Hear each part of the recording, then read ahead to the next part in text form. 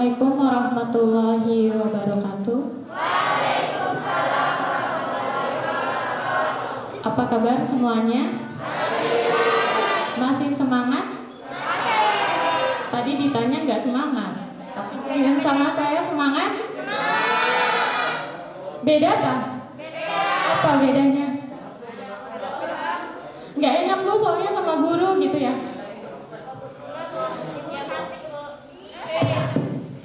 Udah tadarus? Ya, hari ini teman-teman kita mau bahas materi mengenai tajwid.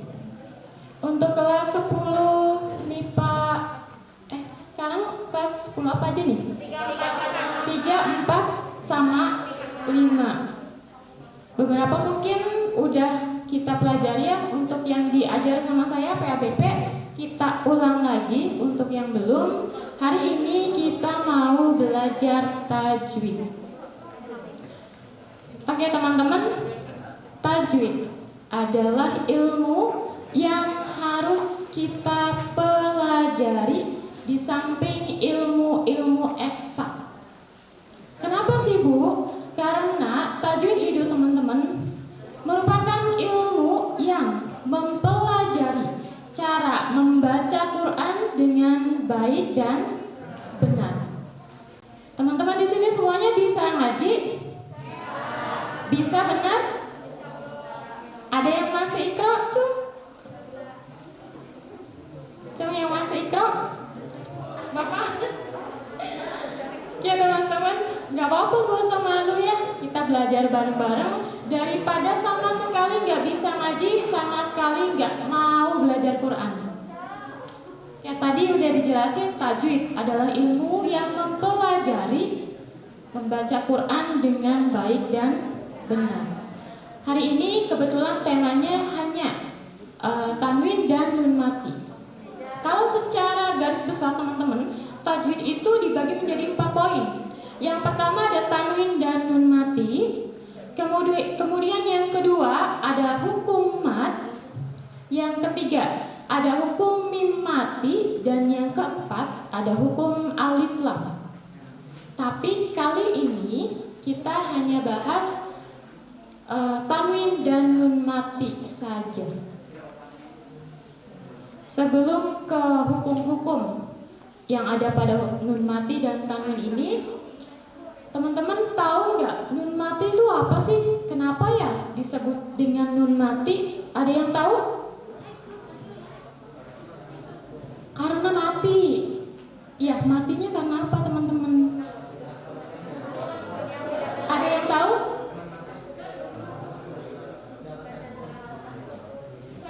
Satu orang, ada yang mau coba jawab? Huruf nun berharokat sukun. Karena huruf nunnya berharokat sukun, Bu. Ada lagi yang mau coba jawab? Kenapa ya disebut dengan nun mati? Ya, tadi sudah benar. Nun yang berharokat sukun atau nun yang tidak memiliki harokat kasroh, fathah, dan domah, itu disebut dengan nun mati, teman-teman. Ya, kalau tanwinnya sendiri tahu nggak? Tanwin itu apa sih? Ada yang tahu, teman-teman di sini? Tadi kan katanya bisa ngaji semua ya, berarti tahu. Tanwin itu apa? Tanwin adalah Tanwin adalah tanda apa? Tanda baca harokat. Ya, tanwin ini tanda baca yang memiliki, kalau misalkan fathah itu double, teman-teman. Kalau kasroh itu double, kalau domah itu double. Itu namanya tanwin. Jadi semuanya double. Ya, itu baru disebut dengan tanwin. Oke, sekarang kita mulai masuk ke pembagian hukum daripada tanwin dan nun mati. Apabila teman-teman huruf hijaiyah bertemu dengan tanwin dan nun mati, kira-kira memiliki berapa hukum tajwid? Yang 4 cu? Yang tadi ngomong 4 ada di sini? Yang 5? Yang gak ngacung berapa? Berapa? Apabila huruf hijaiyah bertemu dengan tanwin dan nun mati, kira-kira memiliki hukum tajwid berapa? Berapa banyak? 5. Apa aja? 1. Idhar, idgham, ikhfa, iqlab. Idhar udah. 5 itu teman-teman kalau idghamnya kita catatkan menjadi 2. Ya, jadi kalau misalkan tanwin dan nun mati bertemu dengan huruf-huruf hijaiyah itu dihukumi dengan 4 hukum tajwid. Yang pertama ada idhar, yang kedua ada idgham, yang ketiga ada ikhfa, dan yang keempat ada iqlab. Sekarang kita mau bahas yang idhar dulu. Jelas. Idhar atau idhar halqi, teman-teman, itu cara membacanya jelas, tidak merubah bunyi konsonan huruf N menjadi M, N menjadi NG atau M. Dibaca ya untuk idhar.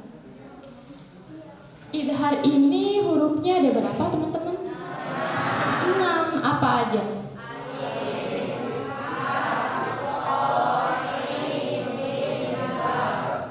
Ya, yang pertama ada alif, kemudian ha besar, ha kecil, kemudian ada ain, lin, sama kho.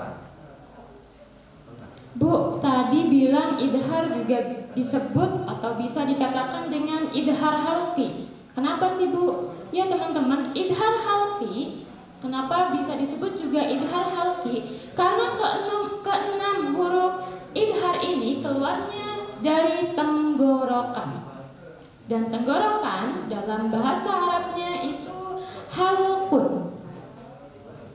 Jadi idhar halqi ini berasal dari kata halqun. Artinya keenam huruf idhar itu keluarnya dari sini. Kayak tadi ha besar itu dari tenggorokan. Kho itu juga dari tenggorokan, harus ngorok. Kho. Kemudian ain itu juga dari tenggorokan. Makanya kenapa disebut dengan idhar halqi. Contohnya, ada yang bisa kasih contoh tentang idhar halqi? Ada nun mati atau tanwin bertemu dengan salah satu huruf daripada idhar halqi. Apa nak?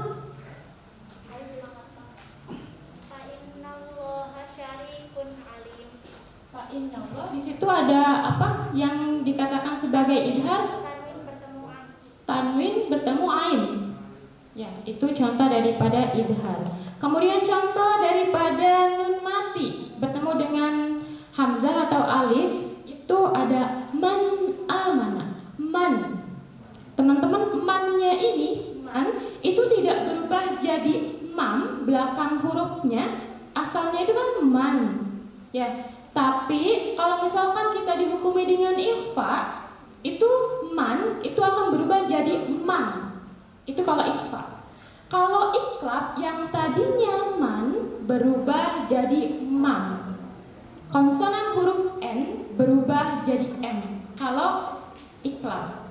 Ya, karena ini idhar tidak berubah sama sekali, tetap man amana. Itu contoh daripada idhar. Kemudian apabila ada kasroh tain, ini teman-teman kasroh tain berarti kasrohnya ada 2. Kasroh tain, kasrohnya yang ada 2 bertemu dengan huruf alif juga sama atau hamzah. Itu contohnya ada wajannatin alfafa. Tinnya ini jelas, N-nya tin itu jelas, tidak berubah jadi ting, tidak berubah jadi tim, tapi tin. Wajannatin alfafa itu dihukumi dengan idhar. Cara membacanya jelas, tidak samar, tidak dengung, tidak mantul. Kalau mantul apa teman-teman? Kol. Jelas ya untuk idhar ya. Oke, kemudian ada idgham. Idgham, apa itu idgham? Teman-teman ada yang tahu? Iya, benar, memasukkan huruf yang pertama ke dalam huruf yang kedua. Idgham tadi dibagi menjadi berapa? Apa aja? Biguna dengan bila guna. Ya, sekarang buku smart pen-nya boleh ditutup dulu. Oke teman-teman, tanwin dan nun mati dalam hukum tajwid itu adalah hukum yang paling dasar. Sekelas kalian nih harusnya kelas 1 SMA atau 10 SMA itu harusnya sudah paham, sudah tahu, sudah mengerti apa aja hukum-hukum daripada idhar, idgham, ikhfa juga iqlab. Sudah ditutup sekarang bukunya? Coba sekarang sebutkan huruf daripada idgham biguna.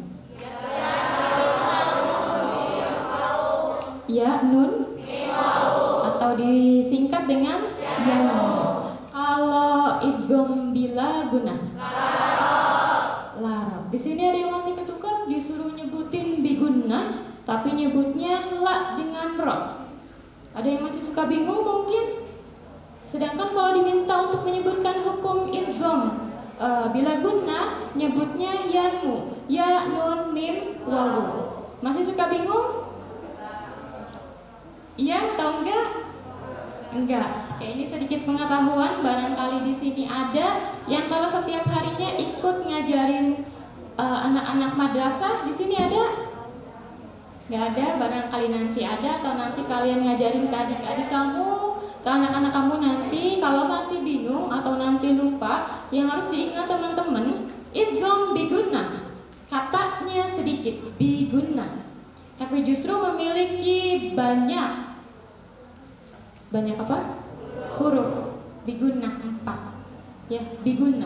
Sedangkan bila guna katanya sedikit panjang daripada biguna, itu justru memiliki huruf yang sedikit, 2, la dengan ro. Sekarang kita bahas yang pertama dulu, ada idgham biguna. Cara bacanya gimana teman-teman? Dengung, disertai dengung dengan ditahan 2-3 harokat. Contohnya ketika nun mati bertemu dengannya. Tadi di poin pertama, idgham adalah memasukkan huruf yang pertama ke dalam huruf yang kedua. Contohnya nun mati bertemu ya, mayyakulu. Ya-nya ini sudah mulai diucapkan ketika kita melihat man. Asalnya itu man teman-teman, man yakulu. Tapi karena nun mati bertemu dengan ya, yang dihukumi dengan idgham biguna, dibaca dengung, ditahan 2-3 harokat, itu bacanya mayyakulu. Jadi di hidung kita tuh ada kayak getar-getar gitu, karena ada dengungnya, mayyakulu.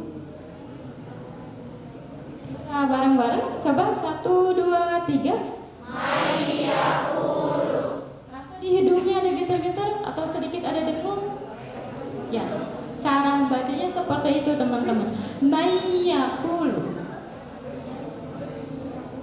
Ya, jadi tidak man yakulu. Tidak seperti itu. Karena ini bukan idhar. Ini idgham biguna. Disertai guna atau dengung, ditahan sebanyak 2-3 harokat. Ya, kemudian apabila kasrah tain bertemu dengan ya, yauma idzi yasdurunna su'astatal liyurau a'malahu. Yauma idzi yas. Jadi ya-nya sudah terbawa. Ya, artinya kita sudah siap-siap mengucapkan kata ya di kata yang pertama. Jelas ya? Untuk yang idgham bila guna, hurufnya ada 2, tadi ada la dengan ro. Kalau tadi biguna disertai dengan dengung, kalau bila guna ini tidak disertai dengan dengung atau guna. Contohnya milladunka, milladunka atau milladunhu. Ya. Terus apabila nun mati bertemu ro mirrabbihim, mirrabbihim tidak dengan dengung. Mirrob langsung dimasukkan saja kata yang keduanya. Mirrabbihim, milladunka. Ya, ngerti ya? Nanti di akhir saya akan cross check teman-teman, kira-kira yang saya sampaikan masuk nggak ya? Bawa Quran semuanya? Oke, nanti kita akan bareng-bareng belajar. Kalian tentukan hukum tajwidnya. Yang ketiga ada ikhfa. Ikhfa ini paling banyak hurufnya. Ada berapa? 15. Kira-kira bingung nggak? 15 ini kalau harus dihafalkan? Enggak, coba sebutin apa aja. Jangan lihat buku loh ya.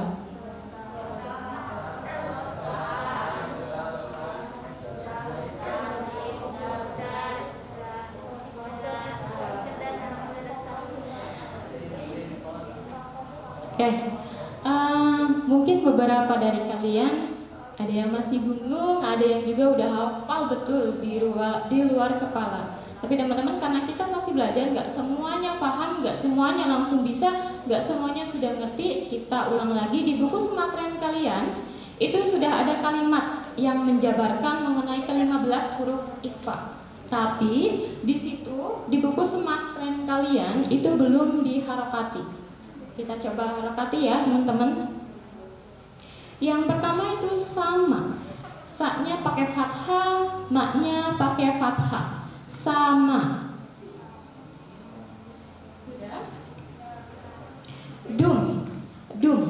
Da-nya pakai dhammah, mim-nya dimatikan. Dum. Sama dum.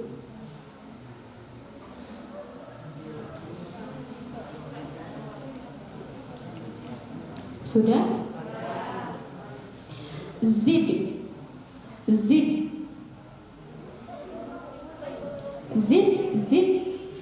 Oh, toyiban belum ya? Toyiban. Ba-nya itu pakai fathah tain, double fathahnya. Toyiban.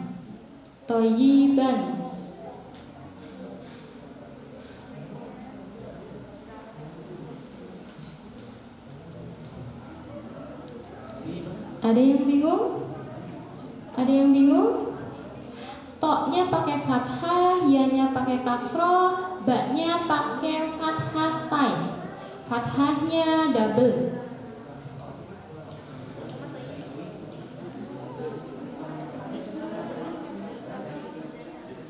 Jelas teman-teman atau masih ada yang bingung? Aman ya?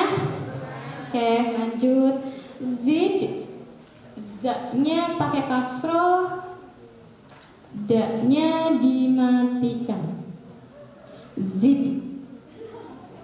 Z-nya pakai kasroh, da-nya dimatikan atau disukunkan.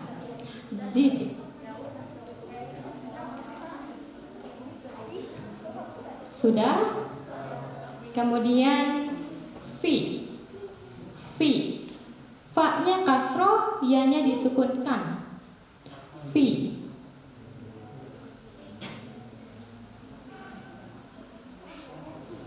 Oke. Tukon.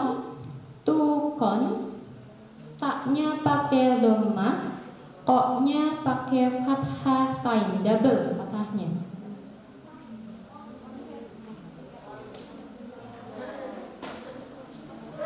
Sudah? Aman? Gak ada yang tertinggal?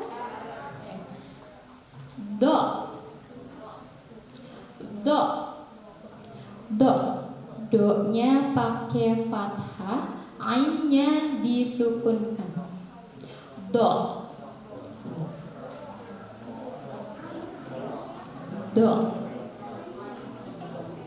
Sudah teman-teman? Oke, lanjut. Zoliman. Zoliman. Zoliman. Zo-nya pakai fathah, la-nya pakai kasroh, ma-nya pakai fathatain.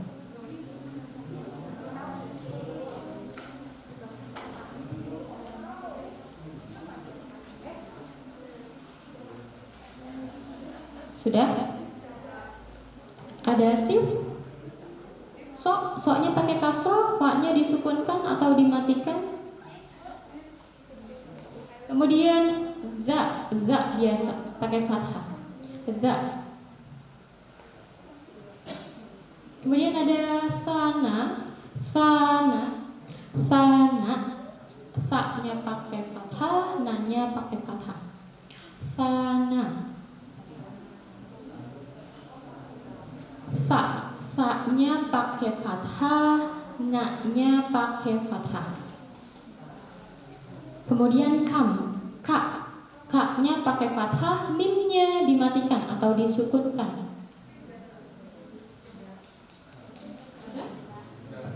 Jad.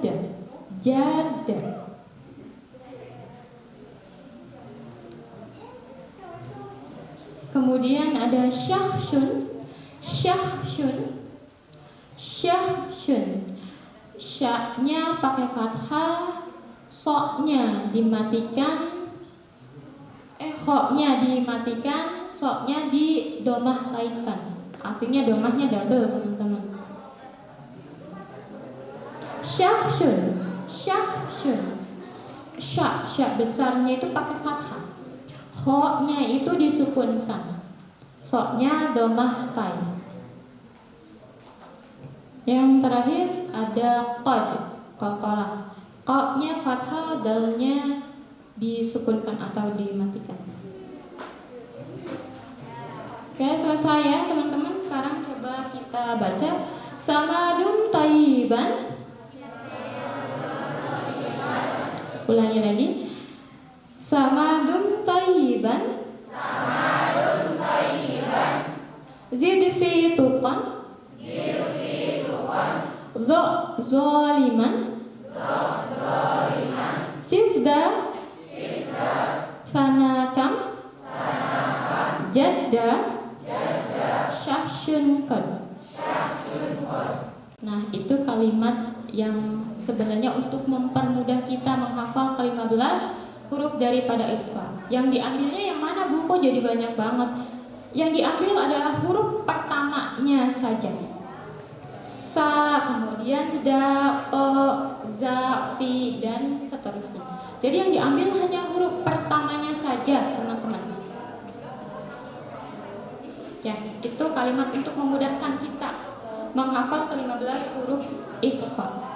Yang kita tahu teman-teman, ikhfa itu ya sudah, ikhfa hurufnya ada 15. Di sini ada yang tahu nggak kalau ternyata ikhfa itu dibagi lagi menjadi beberapa bagian? Ada yang tahu? Ada ikhfa apa aja? Ikhfa syafawi, terus ikhfa hakiki, terus satunya ikhfa apa lagi teman-teman? Ada yang tahu? Bu, aku tahunya cuma 2. Oke, sekarang kita bahas poin yang pertama. Tadi ada yang bilang ikhfa syafawi. Teman-teman, ikhfa syafawi ini masuknya ke dalam rumpun hukum mim mati. Ingat, ikhfa syafawi masuknya ke dalam hukum rumpun mim mati. Nanti itu masuknya dengan ikhfa syafawi, idhar syafawi. Jadi tidak termasuk ke dalam tanwin dan nun mati. Jadi apa dong, Bu? Ya, jadi ikhfa teman-teman terbagi menjadi 3. Yang pertama ada ikhfa akrob. Akrob itu artinya dekat. Dekat dengan apa sih, Bu? Dekat dengan nun, nah. Jadi teman-teman, lidah kita dalam pengucapan huruf hijaiyah itu dibagi menjadi 4 blok. Nah, ikhfa akrob ini Ya, yang hurufnya ada tiga hurufnya ada da, a dengan to, itu terletak pada bagian pertama lidah kalian kalau dalam pengucapan huruf hijaiyah. Sedangkan nunnya itu, teman-teman, nunnya itu adanya di bagian kedua. Jadi lidah itu dibagi menjadi 4 bagian ketika kita mengucapkan huruf hijaiyah. Nun ini adanya di nomor 2. Sedangkan untuk huruf ikhfa akrabnya itu ada di nomor 1. Makanya kenapa disebut dengan ikhfa akrab atau ikhfa yang paling dekat dengan huruf nun. Hurufnya ada 3, ada da, ta dengan to. Contohnya min dunillah, mindu. Kita masih gampang untuk mengucapkannya karena masih dekat dengan nun. Mindu langsung. Karena ikhfa asalnya mindu, karena ikhfa jadi mildu. Dengung. Asalnya mindu. Da-nya itu huruf akrab, dekat. Masih ada di bagian depan lidah kita. Tapi karena dihukumi dengan ikhfa, nun mati bertemu dengan da atau dal, jadinya mildu. Oke, itu untuk ikhfa apa? Akrab. Sekarang ke ikhfa abad atau ikhfa yang jauh. Abad ini teman-teman artinya jauh daripada huruf nun. Tadi sudah dijelaskan ada bagian atau blok dalam lidah kita pada saat pengucapan huruf hijaiyah. Nah, abad, ikhfa abad itu letaknya di paling belakang atau keempat, pokoknya paling belakang teman-teman, paling belakang lidah, hampir ke tenggorokan. Itu letak daripada huruf ikhfa abad. Hurufnya cuma ada 2, ka dengan ko saklek di sini. Ko dengan ka. Bisa bedain kalau tadi da, ta dengan to itu masih mudah untuk diucapkan. Sedangkan ka dengan to itu kita harus ke belakang dulu untuk bisa mengucapkan fasih. Ya, ko dengan ka. Nah, dari situ kita udah bisa ngebedain mana yang akrab, mana yang abad.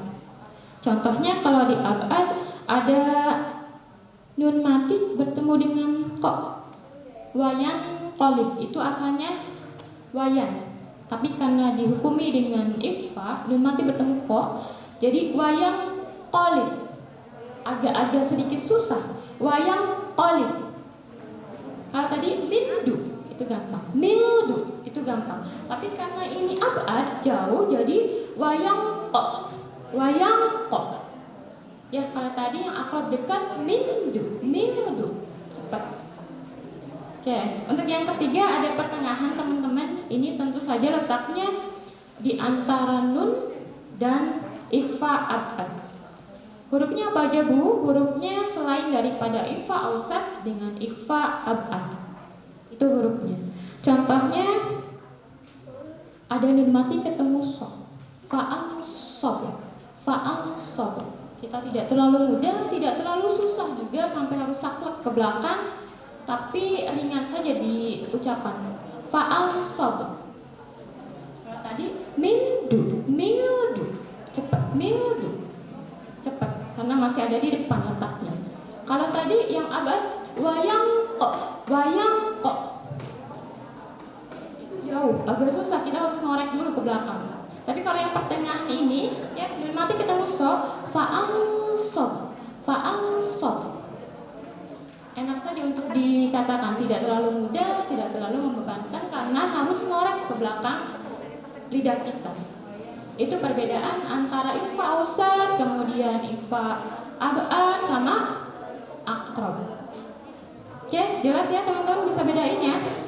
Yang terakhir teman-teman, ini ada iklab. Iklab ini yang paling mudah, yang paling gampang ciri-ciriin. Hurufnya ada satu apabila nun mati bertemu dengan ba atau tanwin bertemu dengan ba. Dan biasanya ciri khusus daripada ikhfa ini teman-teman, di atas ba itu terdapat mim kecil.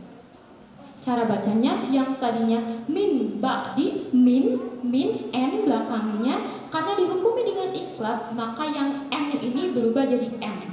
Min ba'di. Itu contoh daripada iklab. Ya, contoh lainnya kalian bisa cari di Quran surat Al-Alaq ayat 15. Mungkin yang kemarin sudah store hafalan di saya masih ingat ya. Itu contoh daripada iklab ayat 15. Oke, teman-teman, semua hukum daripada tanwin dan nun mati sudah saya sampaikan. Sekarang saya mau coba tes kalian bawa Quran semua. Oke, bawa ya. Saya pengen kalian coba buka Quran surat Al-Baqarah ayat terakhir 284.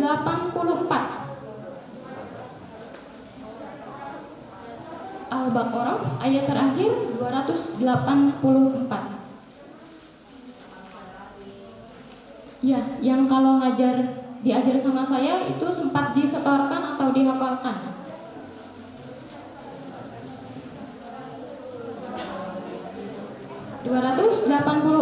Dimulai dari lillahi ma fis sama. Ketemu teman-teman? Ketemu. Oke. Sekarang kita baca bareng-bareng tapi per ayat dulu. 284 dulu, kemudian saya akan tanya kira-kira di 284 ini ada hukum apa aja dalam tanwin dan nun mati. Sudah siap?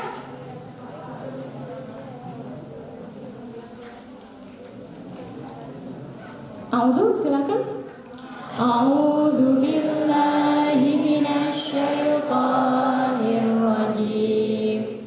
Bismillahirrahmanirrahim.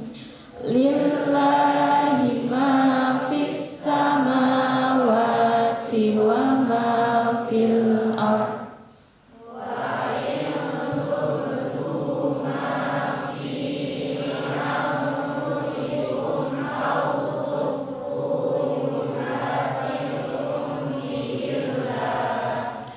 Sayaghfiru liman yasha'u wa yu'adzibu man yasha'.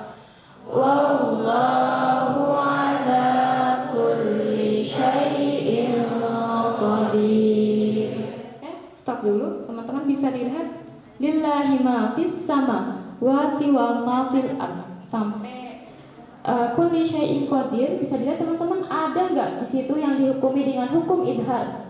Tanwin atau nun mati bertemu dengan keenam huruf idhar. Ada? Yang mana? Jadi ada yang bilang ada?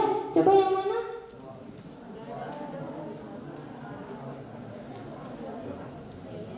Wa in tubudu itu ada nun mati bertemu tak. Dikatakan idhar? Itu ikhfa. Ya, idhar itu tak tidak termasuk ke dalam huruf idhar. Jadi ada nggak idhar? Nggak ada. Kalau idgham, teman-teman, ada nggak? Apa? Di mana? Liman yasha. Ada nun mati bertemu dengan ya. Cara bacanya dimasukkan dan diberikan dengung sebanyak 2-3. Liman yasha. Itu idgham apa, teman-teman? Biguna. Kalau ikhfa ada nggak? Ada. Yang mana? Wa in tubudu termasuk ke dalam ikhfa apa? Aqrab atau dekat. Dekat dengan nun mati bertemu tak. Aqrab ini hurufnya ada 3, ada da, ta dengan to. Ya, maka wa in tubudu itu masuknya ke dalam ikhfa aqrab. Kalau iklab tentu saja nggak ada ya. Ya, lanjut ke 285. 1, 2, 3.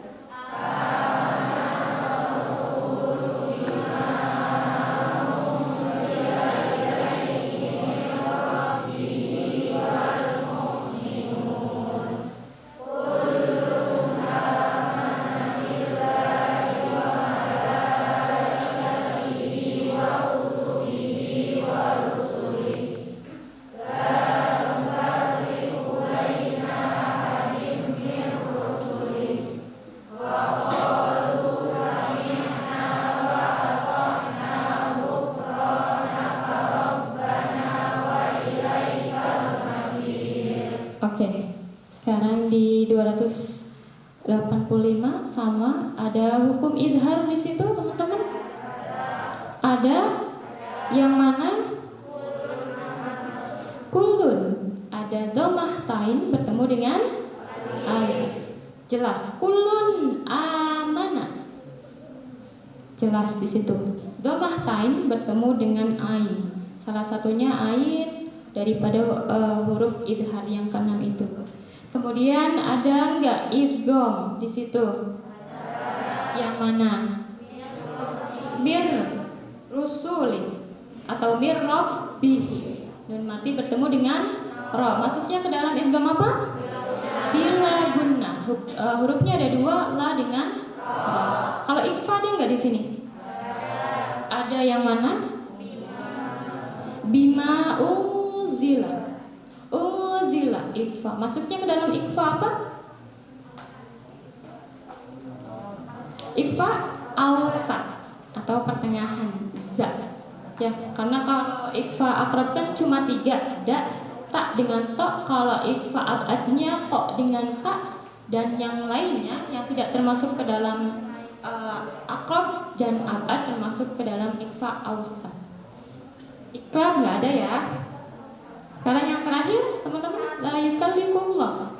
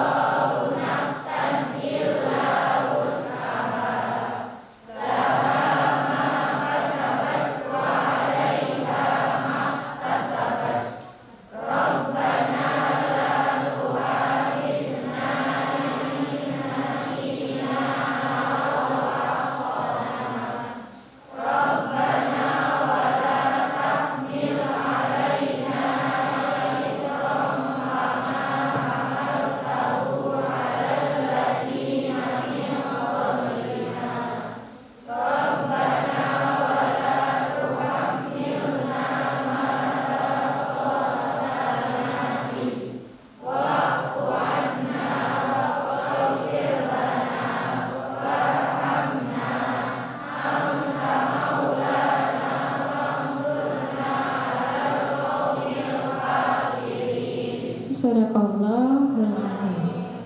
Di sini juga masih sama, teman-teman, kita masih coba cari hukum izhar. Ada yang di situ? Yang mana? Nafsan illa wus'ah. Ada fathah tain, fathahnya double bertemu dengan alif. Kemudian idgham ada idgham? Ada yang mana?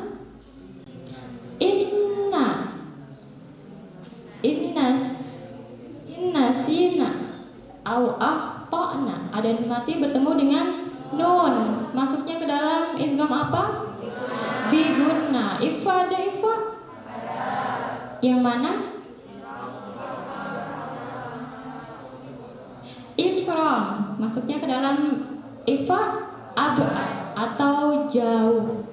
Ka dengan ko. Di sini juga kebetulan ada contohnya min qablina. Ya, kalau dari ikrabnya sendiri di sini belum ditemuin contohnya di Al-Baqarah 284 sampai 285.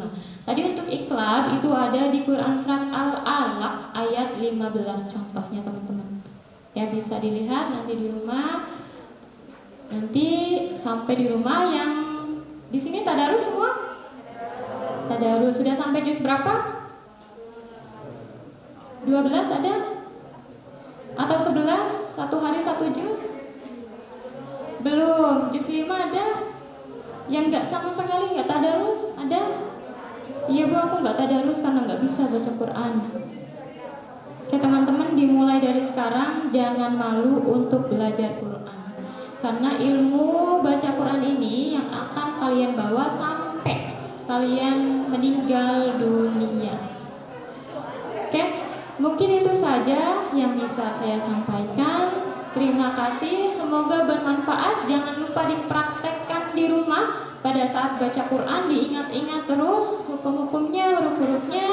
Terima kasih. Billahi taufiq wal hidayah. Wassalamualaikum warahmatullahi wabarakatuh.